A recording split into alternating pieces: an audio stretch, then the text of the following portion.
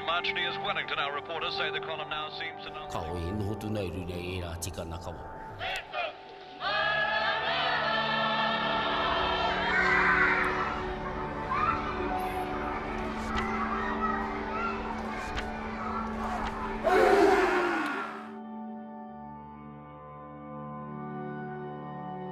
Tangi wairua ana te huia kai manawa wahi anō waia kia rai ana.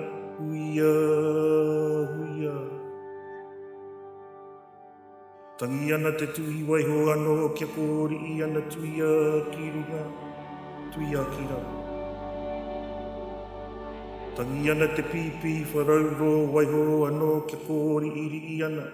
Witi, witi, witi ora. Tangi ana te kawe kawe a waiho anō, kia tangi ana kia kōri iri ana. Kia aro ki te maana, ka taka mai te auru. Tihei Marioa. This opportunity to define leadership and to support leaders isn't about tweaking the edges of the model or system that we have today. It's about creating something new that will mean that we have leaders who are supported, who are well, and who can make the impacts that they want to make for education, but really for society. With this leadership space, Rauhuia, there is a lot of communicating that we need to do with key stakeholders throughout the whole system. But not just key stakeholders, we're talking communities. Not just communities, we're talking iwi. We're not talking iwi, we're talking hapu. We're not talking hapu, we're talking whānau. And so when you start to put that, it's quite complicated, but that's what we're up for. We need to do this in order to be tiriti-led, values-based, aligned to the pillars that we talk about in this house. And we've got to be courageous. We've definitely got to be brave, because it's going to take a lot of hard work. Rauhuia, it's a symbol of how we look at nature that guides us in the context of today.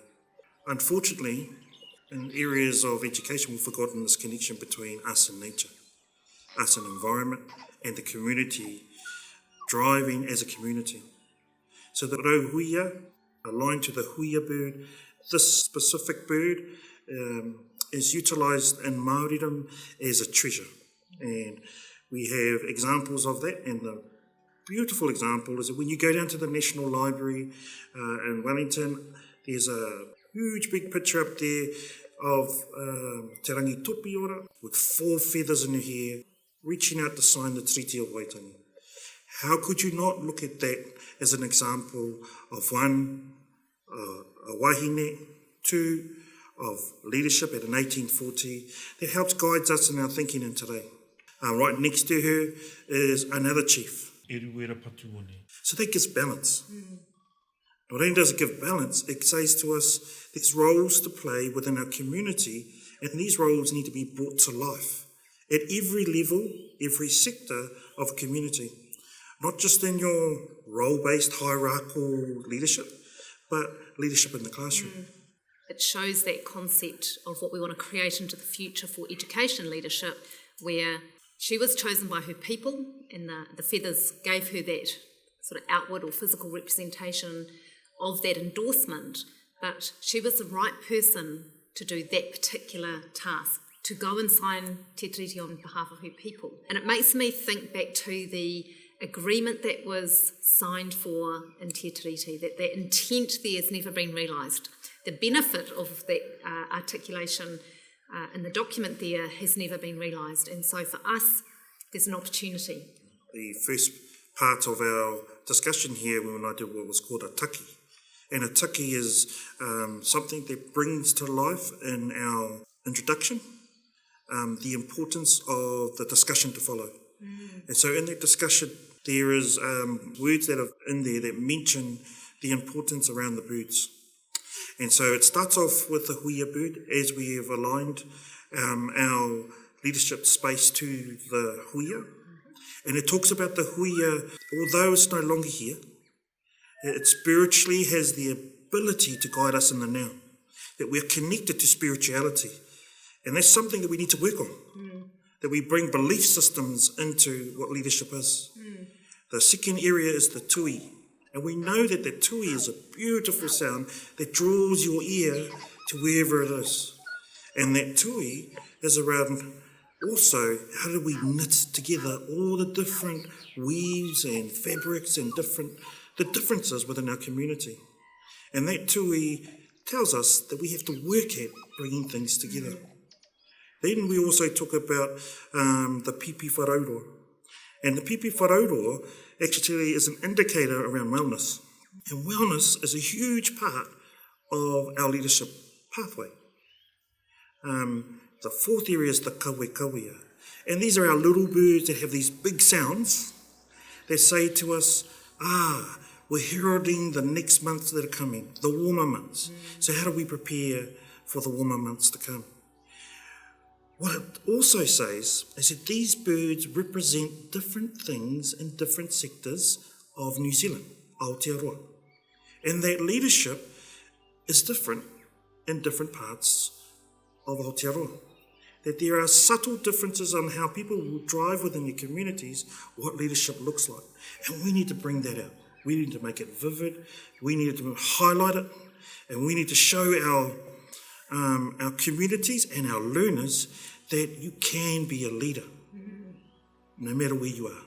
But in addition to identify the gaps that exist in the system and find a way to fill them in a really authentic and genuine way that works for those who are doing the job. One of the concerns I hear a lot is teachers thinking that this leadership opportunity is for their principal or their centre manager or centre leader. It was never the intention of the strategy. The strategy and the capabilities framework identify every teacher being a leader, either leading curriculum and learning or leading a team, also for those who are leading an organisation. So if we're saying that it's for everybody, how is that possible if the leader at the moment is understood to be a particular role? So when we're talking about leadership, we're talking about how do we share mana? How do we share mana in the way that there's ako? And so if we look at the word mana and ako, within that you have a person who leads that particular learning at that particular time may not be hierarchical. It may be someone is normally the learner in your classroom. Who becomes the teacher?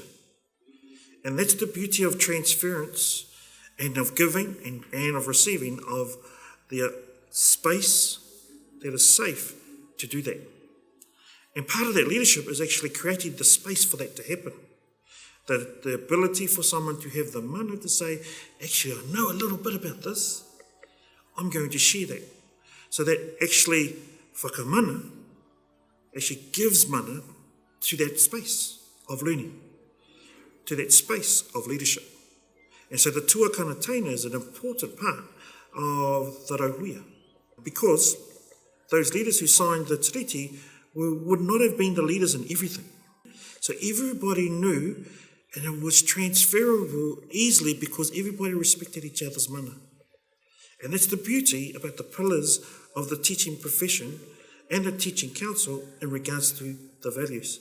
These values have been set up by the profession, for the profession, and the teaching councils brought that to life to say, these are our values as well.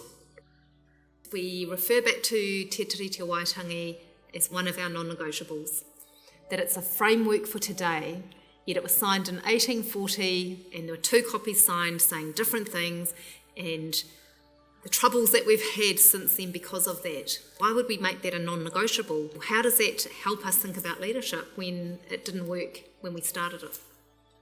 The council has come up with an idea called the wall of identity that actually, first and foremost, starts with mana whenua, tangata whenua. But we know that New Zealand society has changed from 1840 to the now. And this is the part where there's potential for us to think in another way. And so thinking in another way is, what is a tangata tiriti? And then in that arrangement, on our wall of identity, we have the bicultural, which means that that's the 1840 stuff between England and Māori. we have what we call the multi-Pacifica. And in the multi-Pacifica, actually, this is where we start to get into that potential, the opportunity for us to actually really tackle those bigger conversations that we haven't had yet around what does multi-Pacifica look like. And so we have that panel, and that panel has been brought to life by Pacifica. How do we bring them into that conversation? Because they're on the tangata Tiriti side. And then once we understand what that is, then we need to say, well, we've got a point that we've started at. How do we look at multicultural? That every New Zealander that becomes a New Zealand citizen who may have been here for a short time or a long time is a part of the multicultural. And then we start tackling these words, this language that has been said in our communities, but we quite don't understand what that looks like, feels like, and how they belong. This wall of identity, it's a opportunity, it's a metaphor in Māoridom, that the panels on my wall, which are the tuku panels, are like our dictionaries. They're like our encyclopedias. They give us information. They actually ask us, remember to remember.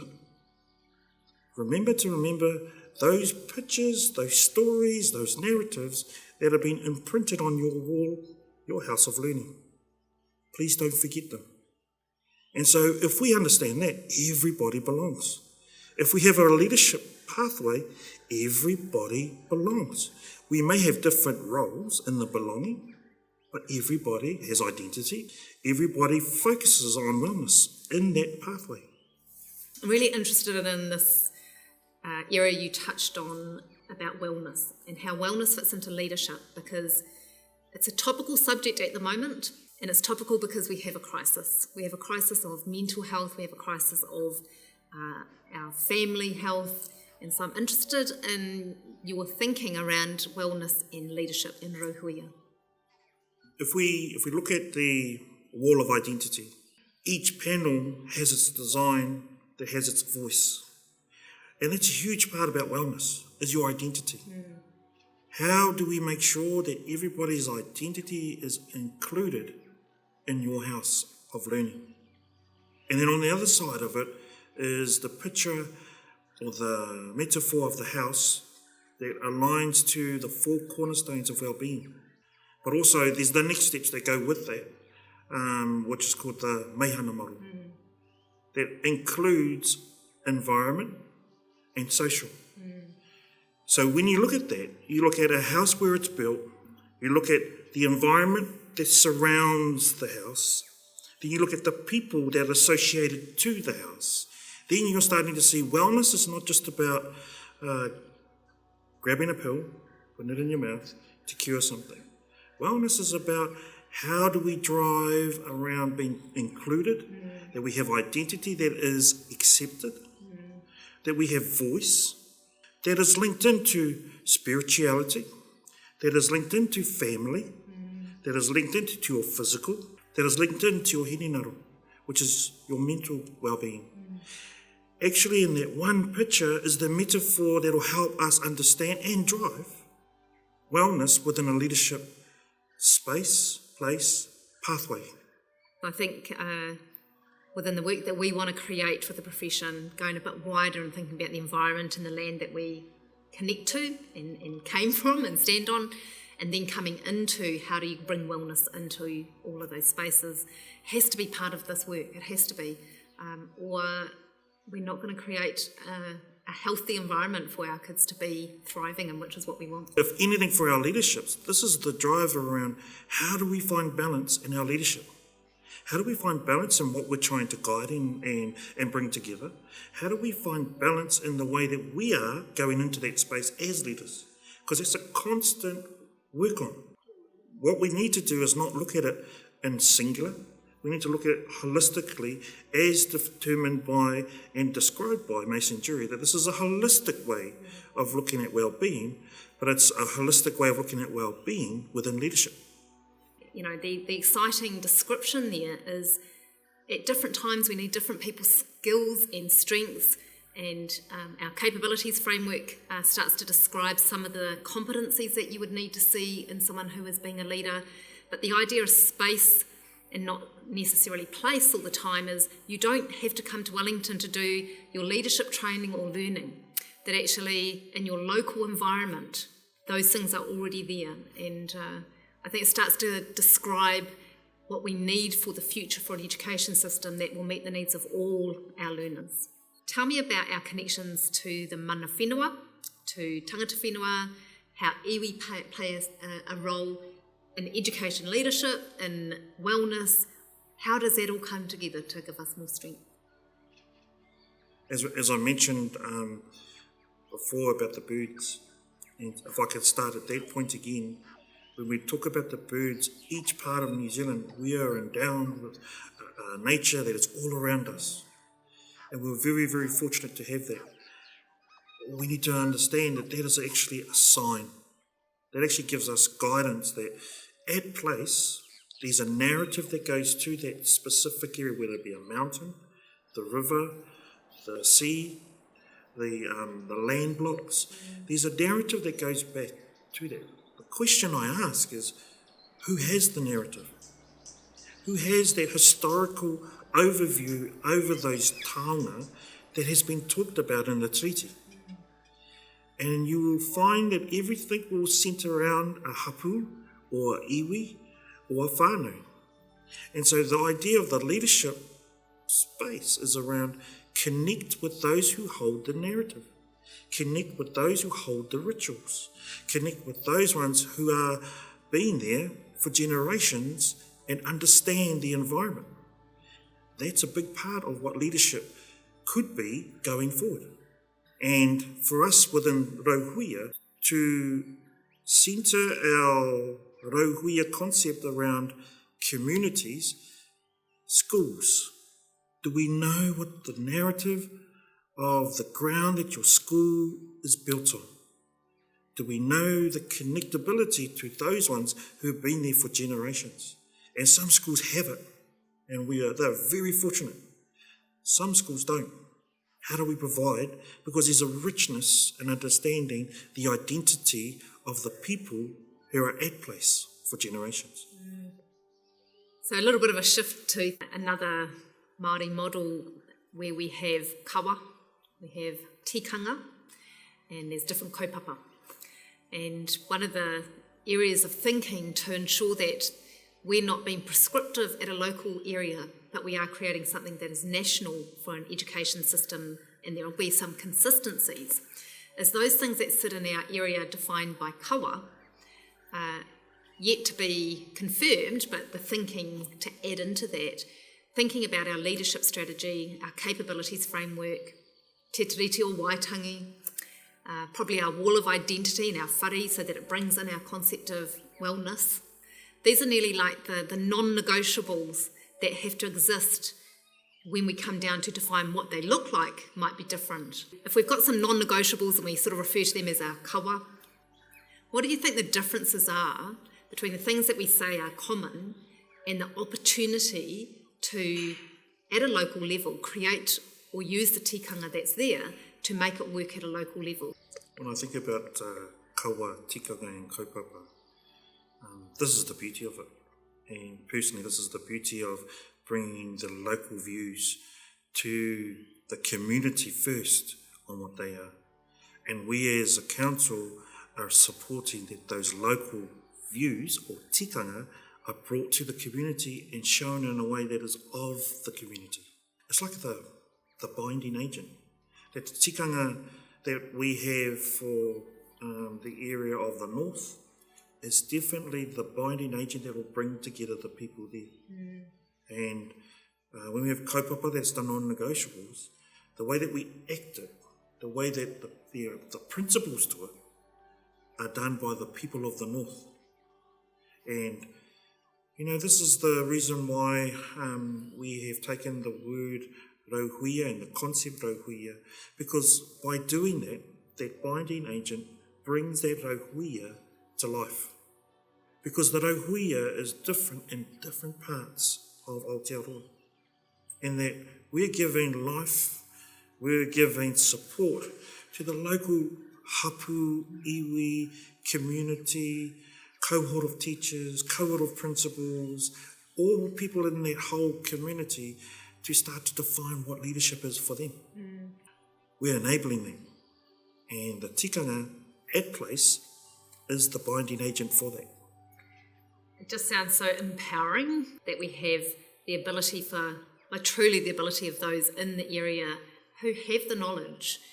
And I don't just mean, of course, when we say kawa tikanga, that's only the Māori people of the area, that the community is able to come together to determine what's right for them. Rauhuia is something that actually gives us line of sight of how do we connect to place and space.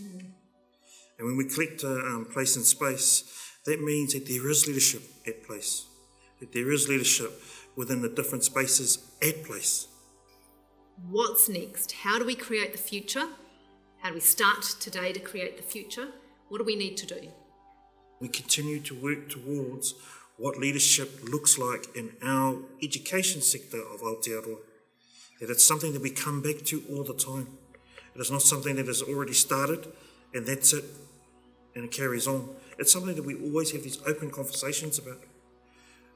For us and the Teaching Council, what I'd like to say to every teacher, to every person who's connected to every teacher, this is your house. And it's our shared house. It has some non-negotiables. It has some things in there we want you to help build. That our house stands strong with your participation. And that's a part of a journey, not a one-off. So I invite every teacher to make comment, to contribute to the building, to the tukutukus of the house, to the tahuhu, to the po, to these pillars that are already there. Come up and touch it.